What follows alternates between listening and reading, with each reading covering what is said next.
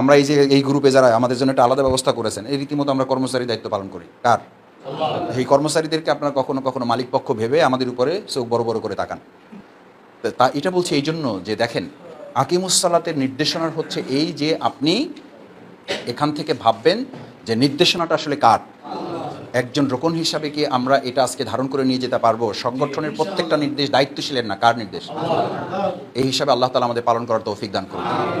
নির্দেশ পেলেন, এরপরে দায়িত্ব কি? আপনি মসজিদে গেলেন, মসজিদমুখী হলেন। এটা আকিমুসসালাতের ট্রেনিং। ট্রেডিশনাল মুসলিম হলে সে এই ধারণা করে না, সে ধারণা করে সুযোগ পাইলে গেলাম, না হলে নাই। একজন রোকন আকিমউদ্দিনের নির্দেশ পেলে সে সুযোগ পেলে গেলাম, না হলে নাই। এটা কি আপনার চেতনা?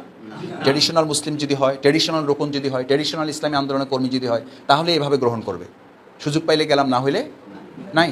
তো সুযোগ পাইলে গেলাম, না হলে নাই যদি হয়, তাহলে প্রকৃতপক্ষে আপনি ওখানে নামাজকে অস্বীকার করলেন, সালাতের হকাদায় ব্যর্থ হলেন, এখানে আকিমউদ্দিনের হকাদায় আপনি ব্যর্থ হলেন।